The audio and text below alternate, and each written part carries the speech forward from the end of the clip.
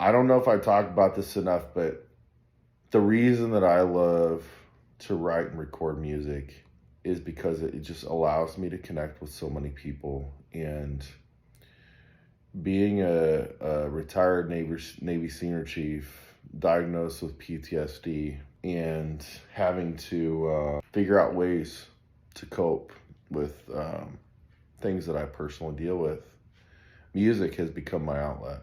You know, a lot of people go to therapy and the therapist will tell them, like, you need to write things down, journal. Well, songwriting, that's my journaling. That's how I get through.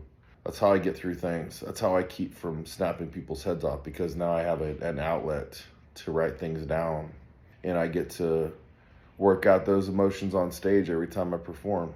And you know, it's very vulnerable, but at the same time, there's like so much healing that happens every time I get to perform these songs and every time I get to play them out. Like, you know, I've got a little movie going on inside my head of all these events that have gone down, and I'm working them out on stage every time. And you know, this week I was at this conference there in Sparks, Nevada. It's the American Exploration and Mining Association show, because I work in the mining industry. That's my day job.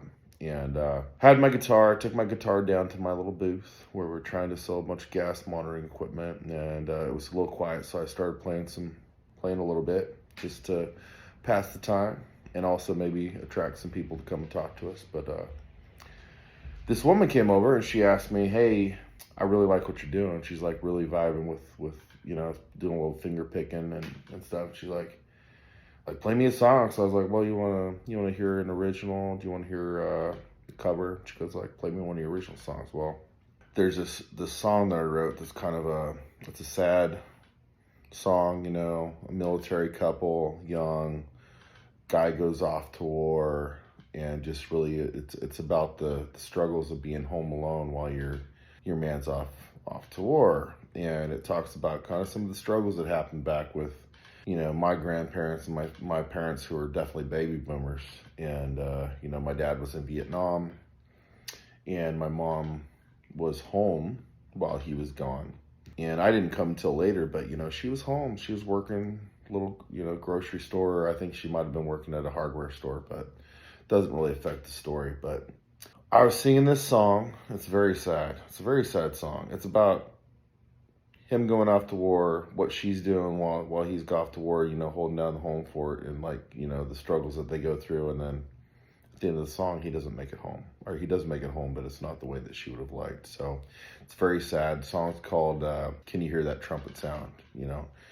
And this woman, and I love it. Now I feel for her, because I know that it was probably like, it's a bit much, but like halfway into the second verse, I saw her starting to tear up, and she had to kind of hold it together till I finished. But like, as a music artist that is trying to connect with people on a personal level and trying to be, you know, that person for them, I want to be the person who writes the song that's that song that you needed to hear at that time in your life. And that's, you know, I would love to be able to support myself doing music one of these days so I can focus on it fully. But until that time, you know, that's the stuff I cherish. Every time I get on stage and I'm able to connect with somebody on that level, that's why I do what I do. That's why I do this.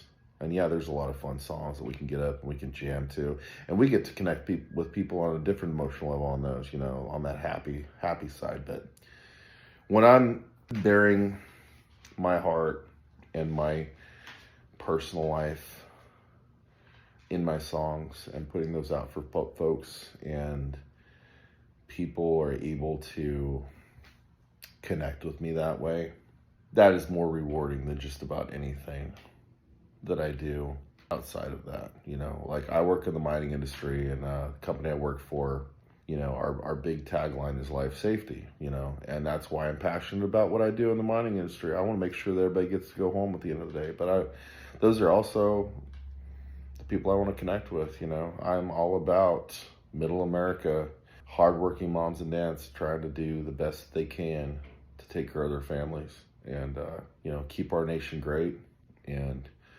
make sure that, you know, 50 or 100 years from now, we're still doing this with our grandkids and their kids. So I know it's a bit of a long ramble. I rambled all over the place, but God, I really love all of you guys out there, and had a little bit of emotional morning, but I really felt the need to record this and put this out there, and I want you to know how grateful I am for each and every one of you, and I really hope that you guys all have an amazing Christmas. And if you're not somebody who celebrates Christmas, then I really just hope that you have a really wonderful, relaxing time right now through the winter months, and that you're able to spend as much time as possible with your family and friends and those that you love. So thank you so much. On behalf of myself and my bandmates, Paul, Justin, Merry Christmas and Happy Holidays. Love you all. Thank you. I'm so excited about this next album. I mean, I think maybe this is going to be the year. And I don't think I made